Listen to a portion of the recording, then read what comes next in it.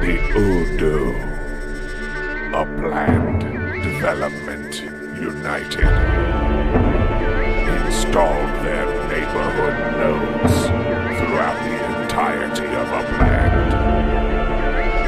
Their reach was unmatched.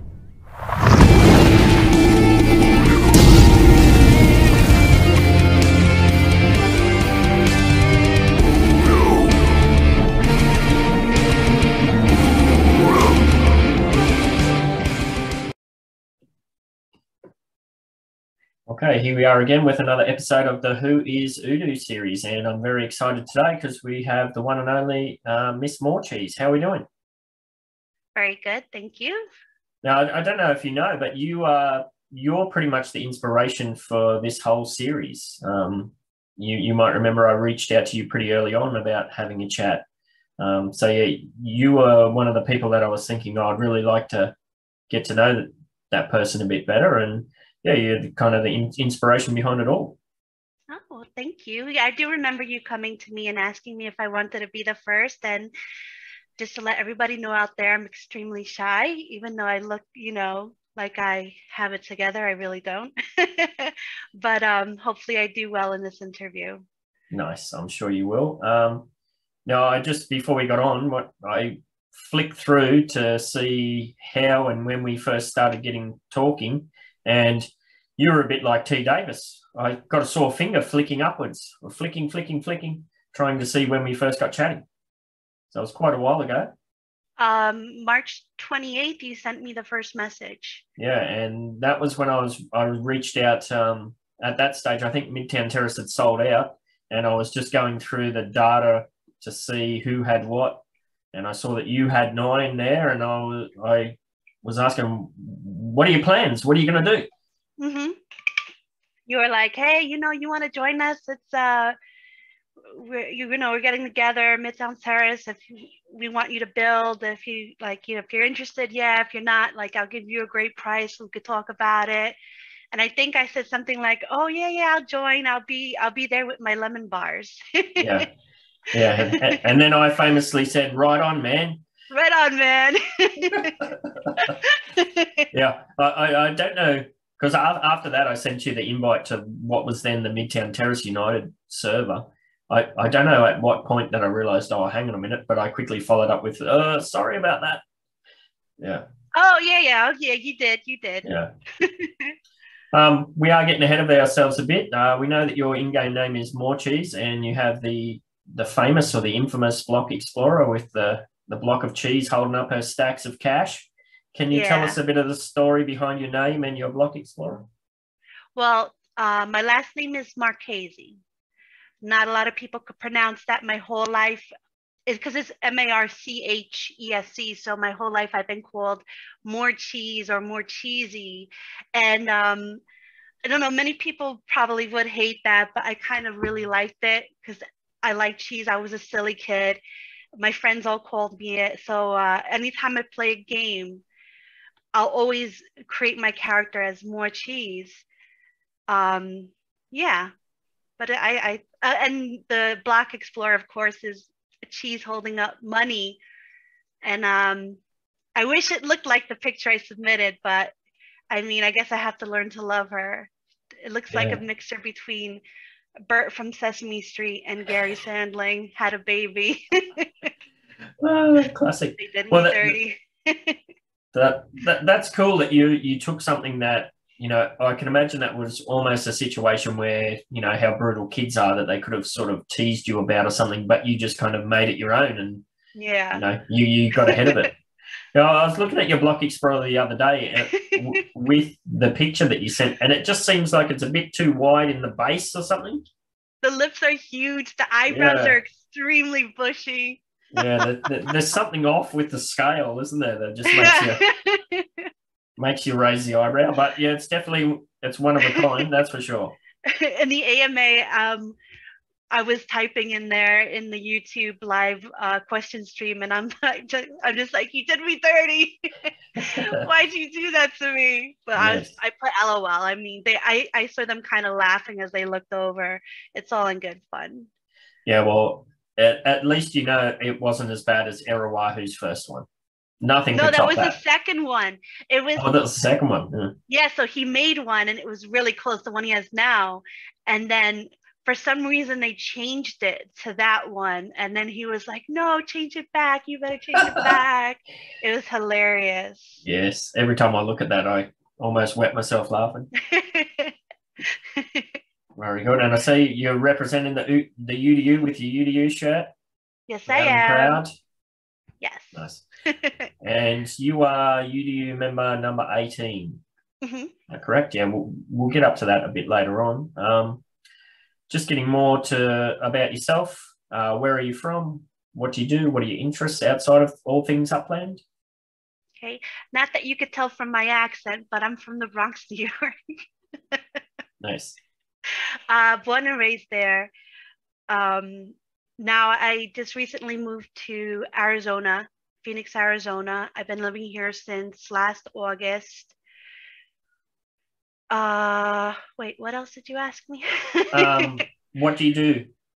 Oh, okay. I'm a day trader. I'm a day trader, options trader. I like it because I don't have to leave the house much. Leaving the house is overrated. Yes. I enjoy playing video games in my spare time. Sketching. I like to do a lot of sketches and doing my pixel art and turning it into GIFs. Cool. Yeah, we'll definitely talk about that a bit later. With your day trading, how much of your day does that take up? How much time? Nowadays, now that I live in Phoenix, trading hours are earlier. So from 6 a.m. to about 2 p.m. my time. Trading ends at 1, but I usually stay on for like an extra hour for after hours. Yeah, so it's actually better. I feel like I have more time to do other stuff because like I feel like I'm more creative at night. I'm more of a night person. So if I just have to sit here staring at the screen, staring at numbers during the day, it's fine. So is that something that requires your like full focus during the day, or is it something that you can just kind of check in on, or I'm not really sure? For the most part, I need to always, I have 2 computer screens and I have my Weeble graphs up and whatnot. So I always see it, but like I'm really good at multitasking. I love distracting myself. So I am more than likely doing multiple stuff at once during the day. Yeah, that's awesome. And you said you like playing other games. What other games are you interested in? I love Overwatch. I like to play Overwatch. I'm a PC gamer. I'm really big into 7 Days to Die. So like voxel sandbox survival games are my thing. But I also like, you know, the nice like the Far Cries. I'm waiting for the new Far Cry to come out. I finished Cyberpunk. I finished the new Assassin's Creed Valhalla. My favorite one is Odyssey. Valhalla was okay. Cool. So have you ever played around with like your own YouTube channel or Twitch or anything like that? No, this No. is the first time I've ever kind of been Out there? front face, yes. Okay. So have you been involved with any other like groups and that sort of thing? Like a lot of PC gamers, they get involved with like different online groups and that. And, you know, it might not be face to face, but. Discord, definitely. Like when we were in Discord, that's like my second home. I used to play Anarchy Online back in 2003. I played that until 2011. It's an MMORPG. It came out the same time as World of Warcraft, but it's more focused for the future. The learning curve on that is crazy, but I'm part of that. I'm part of Ravenhurst Discord, which is like a mod server for 7 Days to Die. So yeah, I have my toe dipped in a lot of ponds or pools. Nice, very cool. And we'll skip ahead too because it's relevant. It sounds like you might be a bit like myself, with a foot in both the crypto and the gaming worlds. Would that be fair to say? Or yes, yeah, yes. I like it. I like the blockchain games. I play a few of them, but my favorite is Upland. I found out about Upland through Alien Worlds. Mhm. I was big on there. I used to be on their Discord a lot, and a couple of people were talking about Upland, and I was lurking, like just like let me kind of eavesdrop, and then I went to go download it, and there was a bunch of really bad reviews on it on the game site, and I was like, all right. I was a little bit reluctant at that point, but then I was like, I always do research. I always do my own research, and doing my own research, watching the videos, reading the articles. Maybe it was a good thing that I saw the bad reviews, because doing that made me even more interested in it. And I could see that there is a learning curve that needs to be overcome. And it's right. Yeah, I downloaded it. I got into it, and I've been playing it ever since. I think I started in March 14th. I started March 14th. So that was just before we got into contact then, not that much earlier. Wow. Yeah, I think a lot of those reviews, I think it comes from this whole free-to-play game system. I've been saying for the longest time that it shouldn't be a free-to-play game. It should be you buy in for your $5 and that gets you your 5,000 UpX or whatever. I think that'd eliminate a whole bunch of those problems. But, they're trying to push for mass market appeal. Yeah. Like, so, they say it's a game, but it's not. It's really not a game. And I think that's what the whole fuss is about. Like, yeah, sure, it's a game, but with the amount of money you need to play it, it just becomes more of an investment. Yep. So how long was it when you first started? How long was it before you actually put some money in yourself? I first started, I got the, what they give you 5,000, 6,000? Something like that, depending on how you got in, yep. And I was so scared to use it. And I went into the Discord right away, and they were so good in the questions areas. Like, I wish I asked more questions, to be quite honest, but I did ask as many as like I could bring myself to ask. And a lot of the great advice was try to find FSA in a collection area, and I would have never known that. Yeah. And so I went to Lowell, and I got all my stuff there, and it ended up working out, because after a week, after I was able to get to, I actually added $10 so I could sell my stuff, because I wanted to get, like, because you're nothing without selling, and I'm not the kind of person to put myself out there and beg for visits. I don't put anything against them. I think it's impressive, but it's not my style. So I just put $10 in there, and I was pretty good when I made it to $500 on my own that I was able to create. That's when I started really investing in it. I think I may have put as much as $9K in there, and I have a net worth of $18K. So you're well and truly an executive. Yep. Yep. Well, that's cool. And of course, that was back in the day before the FSA restrictions were the 2 per week sales. No, I had to wait. Really? Wait. I think, yeah, it was 2 per week. Oh, but since I was in the collection, I was a little like, yeah, since I was in the collection, I was able to sell them at a decent price. Yeah, your markups would have been really good. Yeah. And then I was able to move to San Francisco. Nice. And then I started getting over there. And then it's funny because I never saw myself. I only started in Fresno because the article said that's the best place to start at the time. Yeah. So I really wanted to be in New York because that's where I'm from.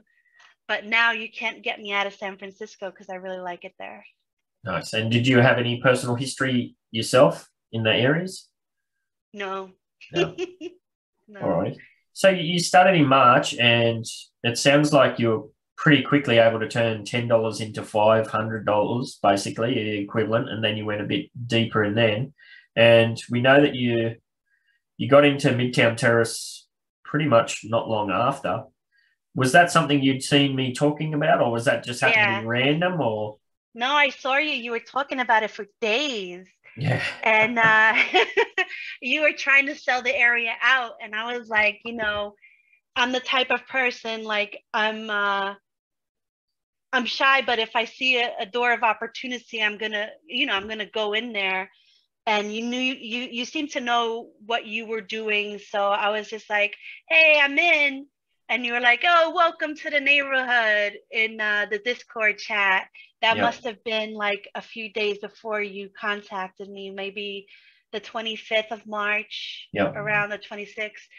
And then I was like, I saw a big investment opportunity. That's why I bought 9 properties in there. So I was just like, all right, let's see what happens. Yeah, because at that time you would have minted those, and it would have been, well, it probably would have been what, around 150K, something like that, to get those 9. They were cheap. I think they Yeah. were about a good 10K each. Yeah, that's what I think. 10, 12, maybe, for a couple of those bigger ones that you've got. Yeah, Yeah. by the park. I like those. Yes, very cool. Alrighty. Well, looking back, well, it sounds like you had a really good start. Like, there's not many people that you speak to who, you know, they got their UpX and then they went and found the Discord and asked questions. Normally, we all just stumble in and do all the wrong moves. So it seems like you made some very good moves at the start. Even further to that, what's something else that you know now that you wish you would have known back then? UPX World. Yeah. Oh my gosh. Because like I remember back then I was clicking on everything to find out, like, you know, the prices and whatnot, and just being able to search the neighborhoods and see what's available. That would have saved me so much time and effort. Like I really wish like I said, to what I said before, asked more questions. Like I don't remember ever seeing that in any of the articles or the YouTube tutorials. That would be something to really kind of have more open to the new players joining. Yeah, it's been a bit funny. Like, it was almost, because that was the second iteration. There was another site that was, you know, back in its day, it was even more advanced.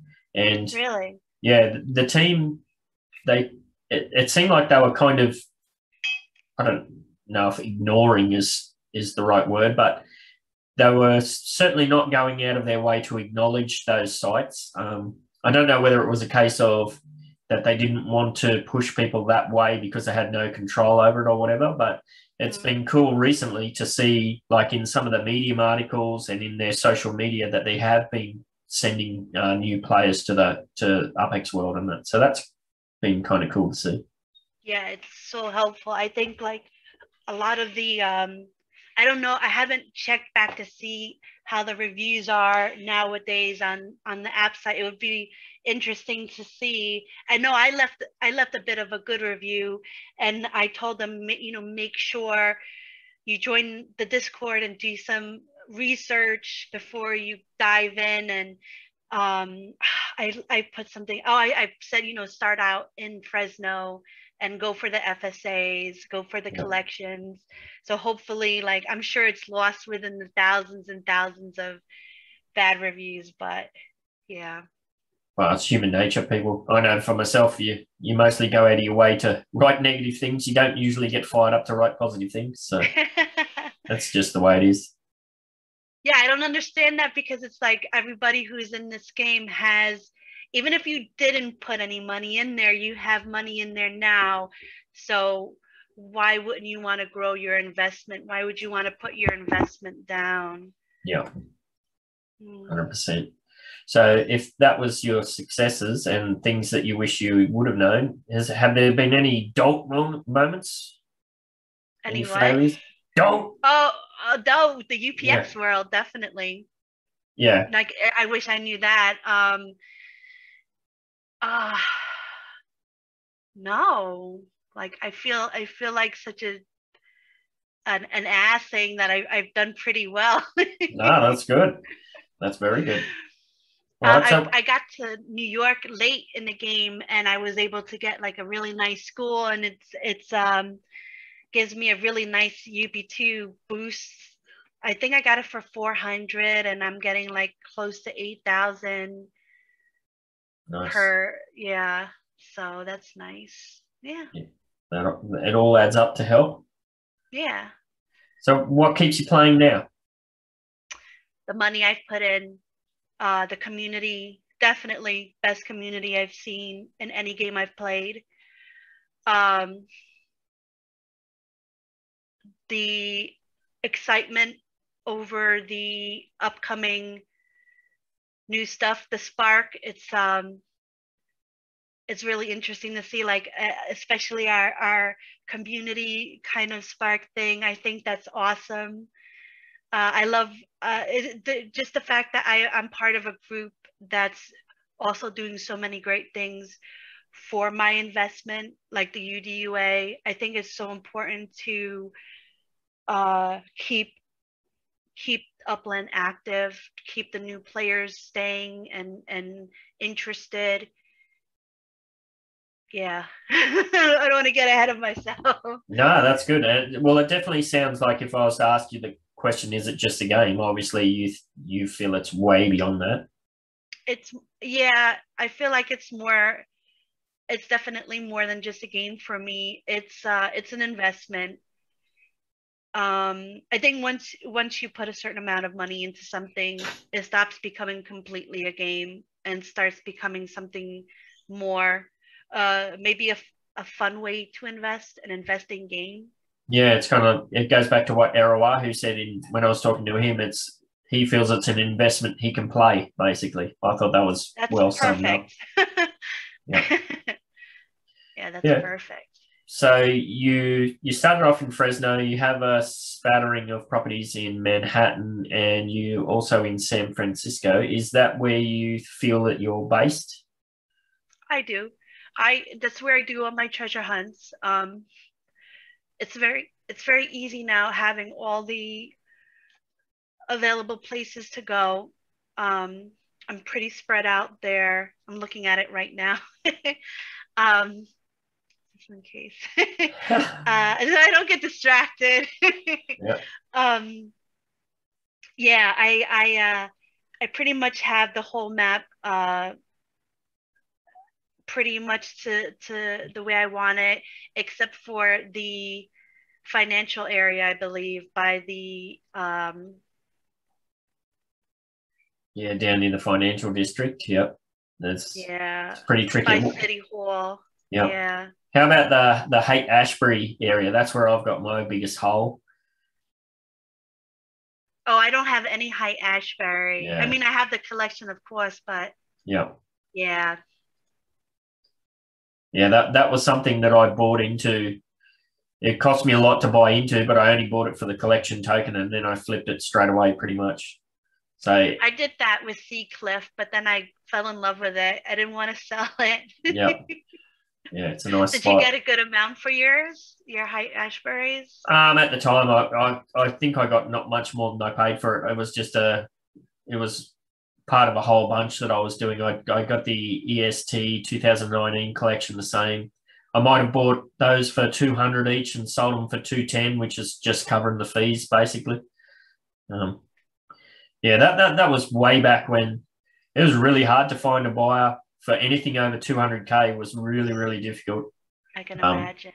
It was a lot of backwards and forwards negotiations and that sort of thing. So, yeah. I like that though. It's like, it's so raw, like how you can kind of like just negotiate your investment. I don't know. It's so cool. Yeah. So what are some other features that are coming up in Upland that you're looking forward to?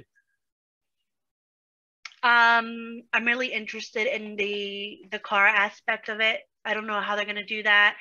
I'm interested to see if they have any boats, because I know in the Upland cards, in the cases, they have boats and they have cars. So I don't know if that's going to play into it. at all. I don't know if people are going to hear this and start buying all the boats and cars now. Yeah. Well, there was a lot of speculation when Brooklyn was getting ready to open, with all the piers in Manhattan. I was one of the people that was kind of pushing it out there that we're probably going to get a ferry across to Brooklyn, or something like that. Well, there should be a ferry to Staten Island. Yeah. But yeah, none of that eventuated. So, but yeah, yeah, there was a lot of blow up in the community about that, the floating bus to Staten Island or something. Yeah. So have you continued to buy properties in all of the new cities as they've come online? Yeah. I enjoy when a new city comes online. Like maybe I'm not as fanatic about it. Like Oakland, I was pretty fanatic. Chicago, I'm kind of sitting back a little bit more. I got a few places that, I like the way they look or whatnot. I really like the vanilla aspect of it. Like you don't really know where you're going, so you kind of go by other criteria. But yeah, a little more lax. Nice. Normally I ask people how involved you are with the UDU, but you're in everything. You're in all the meetings. You're in all the Discord servers. You're always having a chat. I'm doing the Facebook thing, the lyrics video. Yes, that's something we need to thank your brother as well, that you and him worked together to get that up and running. That was really cool. Yeah. We got a lot of positive feedback from that. Yeah, and I'm one of the ones that really like the song. Yeah, it was pretty cool. Yeah. Yeah, it was. They pretty much nailed the direction that I asked them, like the little hints and that I asked them. They fully nailed it. So yeah, I think you gave them good instructions. Cool. So, seeing that you're deeply involved in everything that you do, what's some things that you think we do well as a group?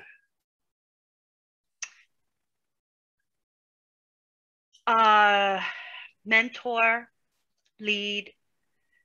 Kind of leading is very important. I think like the fact that the whole Spark thing is a great example. Bringing everybody together, like even though not many people have much to contribute, to kind of help them out so that like the whole game gets evolved, not just like one group. The UDUA to me was big. I have a couple of mentees in there. One of them I see is really doing well. I don't know. I just think it's important, like, to of course make your money, but at the same time give back. And that is a way of giving back. And like you can't expect Upland to do you can expect them to do a little bit themselves, but like I said, as an investment, you have to take care of your investment. You have to, and I think the UDU is important, and I'm glad I'm a member. Yeah, that's cool. It's the community aspect of it. It's always been there, and like we talked about it in the meeting we had earlier today about getting more women involved and that sort of thing. It's the community has always been seen as one of these ones it's kind of a bit of a unicorn when you think of other gaming communities and that sort of thing that can be quite toxic. I know from myself being involved, even as a man, I can't imagine what it's like for a woman. So that the community has kind of been the backbone almost, but I don't think it was really until the team came out and gave the official okay for the whole collection swapping deal. I think that's what really kind of started to cement some of these co-ops that had been formed. We know there's been co-ops in the game for a long time, but I think that kind of brought these background whispers and shady deals or whatever. I think it kind of brought it to light. Did you ever get much involved in collection swapping and that sort of thing? Yes. Yeah. Yeah. My lady is almost halfway covered with her coins, her tokens, medals. Very cool. Alrighty, so moving on to, well, actually, no, one thing that I forgot to touch on was we've talked about what you think that we do well. Again, as somebody who's involved in everything, and you've seen us internally go through all of the tinfoil hat and finger pointing and all the blowback and all that sort of stuff. What do you think something that we could improve on as a group? I don't know. I mean, we're so transparent already. Like, what else can we really do? Yeah. Except offer some of like kidneys or donate blood. Yeah. I don't know. Like, it's like, yeah, I mean, we put ourselves out there. Is everything is there. Like, you have a question, you're everyone's part of our team meetings. We don't really have any secrets, to be quite honest. And if there is a secret that's being coordinated with the founders, like even like UDU is kind of, and it's not even anything bad. It's mostly just exciting and community driven. So I really don't personally, I know that's not good because you're supposed to always have like something to say, but I really don't think I can think of anything. Yeah, I think when we get, like, we have had several UDUA members move up to, getting into UDU membership and moving into the server. I think it's probably a case that, they're expecting something when the doors open and they get in there and it's pretty much just everything that they've already seen anyway. There's no. They're getting access to a huge network. See, like, so for me, I'm not so jaded as to think that, I need everything to be given to me. Like, this is a great opportunity because there's a huge network that we're in with people who want to help you. So it's like you can't really expect them, and most of the time they do come to you and say, what do you need, what can I help you with, blah blah blah, but you got to kind of make your own status. You got to kind of like make your own way. Yeah, I think sense. I forget who said it. It might have been CJ or somebody said, you're the gatekeeper to your own success, Exactly. Yeah, very cool. So one of the things I really wanted to talk to you about was your business ideas and the NFT side of things. I know you've been busy ticking along there, and I've also heard some whisperings that you may be involved in some other projects that sound very interesting. Yeah. As you said before, if TD's got his fingers in a lot of pies, what did you say before? You got your toes dipped in a lot of pools or something? Yeah. Yeah. All right. Well, So I can't really tell you what it is, but I have been in talks with CJ. I've been in talks with DJ. Yep. I do some talks with Octo. Yeah, it's fun. It's exciting. I'm working on my NFTs at the moment. I'm really into my pixel art. I feel like it's a great new way to kind of, put art out there. And I work with GIMP so I could layer it and make it move. I'm in the process of getting whitelisted. Since I just kind of really started, they contacted me twice trying to get as much information out of me as possible. I had to show my process, make them know that it's really me working on it.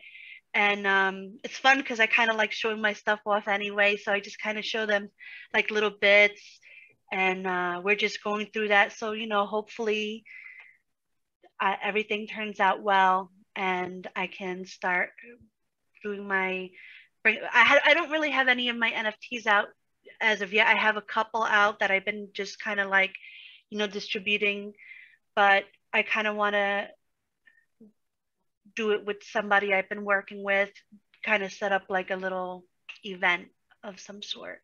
Cool. Now, NFTs that's kind of a new thing. Is that artistic side of thing, is that something you've just started doing, or is that something you've been working on for a while? I actually wanted to do it for a while, but I didn't know how to create them. And then you recommended TD, and that was amazing because I have him to thank for teaching me how to make the NFTs. He little Our Planet joke. He staked a lot of time into me, and he showed a great amount of detail. For someone as busy as him, to take the time to show me step by step was big. For me, time is as important as money, and like how much time you give somebody shows a lot about who they are and what kind of person they are. And he's such a great guy. You're such a great guy. Like UDU in general is like just awesome in regards to opportunity and learning and all of that. So your pixel art NFTs, that's kind of morphed from something that you were already doing before Upland and all that came along. Can you speak to some of the stuff that you were doing there? Sure. So my old Instagram, Alexi Wing Design, I used to do a lot of bead work, and I would, before I did it, I would have to create the graph for it. And creating the graph, it was like a box stitch in the beading. I used the graph thing, which looks like pixels. Yep. And the beading takes a long time. It's so beautiful. I love the way it feels. I love the way it works. It looks. I still have a whole bunch of it, but it just takes too long. It's not feasible. And then I found out about the whole digital art, and I'm like, well, I could use the bead tool because it has so much different colors, and it doesn't really give you an advantage except for the amount of colors you have to choose from. You could do so much shading and whatnot. And I showed you a couple of my in-process works, and you're like, oh, what do you do that pixel by one pixel? at a time? Yeah. And yeah, it's great. It's a lot of detail, and I do work pretty fast with it. And I think it's because of my sketching background. I can actually look at the TV and sketch somebody's face. That's very cool. So I used to do that in college. I used to sell family portrait sketches for side money. And I know you get older, your hands don't work as good as they used to. I know mine shake a lot, and the whole beading thing and sketching thing is hard, but what I still can do is the pixel art. And then with the whole GIMP, I taught myself GIMP. And YouTube is amazing. You could learn anything. You don't have to pay all this money to learn some certain things, and GIMP was an experience. I mean, it wasn't easy to learn, I'll give you that, but there's so many things you could do. You could create your own brushes. That's how I made the sparkles. Yeah, cool. The famous sparkles for the LMU. Yeah. I tried to, back in my game development hobby days, I tried to learn GIMP, but I just didn't have the patience for it. I just went, I was so used to doing, I used to always do placeholder artwork, and then I'd get other artists on board to actually do the finished artwork for my games, but I'd just knock up things in MS Paint, which was very pixelated. I started with that. Yeah. But GIMP, that was a bit beyond my patience at the time, especially because I wasn't trying to do finished products. But I remember watching some tutorials, and it's really a really powerful tool if you got the time and energy to put into it. Cool. So as you said, you've sent me a few things that you've been working on, which I've been blown away, and you've actually won and placed in a bunch of competitions for your artwork. Can you speak to any of that stuff? Sure. So we had a Green Rabbit art contest, and I submitted. There were so many great submissions, and I was able to land second place, which is awesome.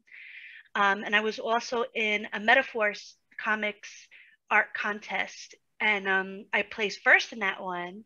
Yeah, very cool. That was amazing because they had some really great artists in there competing, and but what I submitted, it took me a really long time. It was like the faces of all of them, and it was like a selfie thing, it was fun. So what's the favorite one you've made to date? Your favorite NFT piece? I don't know. I like them all the same. I always like the one I've made the most recently the best. Yeah. The one I made most recently is like this Mona Lisa with half her face gone, and if you stare at her for a while, she does a little blink. Yeah. I just wanted like some people to kind of be surprised by it. Yeah, if they're looking at something. I remember when you sent it to me, and it was almost you're waiting for something to happen, but then it happens, and you're like, "Hang on a minute, did that really just happen?" And then you have to sit there and watch it again. Yeah, I certainly feel like I'm getting a little bit better as I go. I know I talked to DJ. DJ's like, what made you think of that? Like, what made you think of a half-faced Mona Lisa blinking at you? And I'm like, I don't know, man. Well, I like the snake that you did for DJ. That was really cool. The animated snake. Giving away secrets. I think you shared that somewhere. I'm sure I've seen that out in the wild somewhere, haven't I? Or have I only seen that internally? Internally. Ooh. Let me make sure. Yeah, that's out of the bag. Maybe. Maybe not. Well, speaking of that, when are we going to get to see some of your awesome artwork out in the wild? I did want to collaborate my first showing with DJ. So we'll see. Watch this space. Yes. And speaking of watch this space, put the pressure on him. Yeah. So yeah, speaking of watch this space, where can people catch up with you and see what you're working on and that sort of thing? Mostly on Instagram. You could see what I have out there so far. So my name is Morecheese Wax. It's spelled a little differently. It's MORECHEEZWAX.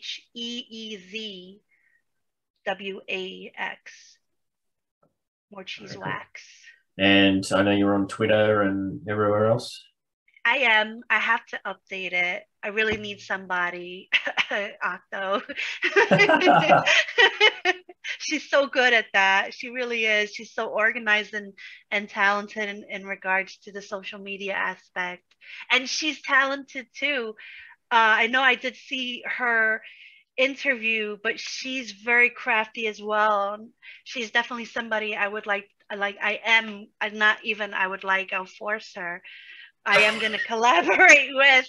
Like, I hold the knife to her. Me and my knives. My God. Yes. There's always one in reach there somewhere. What? No, I showed you before was my nail file. Oh, okay. Very cool. But yeah, she's very talented and awesome. Very easy to talk to. She's just awesome. I'm so glad she's part of the UDU. Excellent. All right. Well, is there anything else you'd like to say before we wrap up? No, I'm good. All right. Thank you for forcing me to do this. Not forcing, but thank you for motivating me to do this, because I am very much within a shell, and it's very nice when people care enough to kind of force you out of there for your own benefit. And so thank you, Ben, and I really do appreciate that, and I appreciate everything you've done for me. Thank you. No worries. And yeah, we definitely appreciate all the work that you do. And even with this Spark release, I know all the stuff you're doing manually to keep track of who's staking what where, and there's a hell of a lot of work that goes involved into that. So thank you very much. You're very welcome. We shall see you around.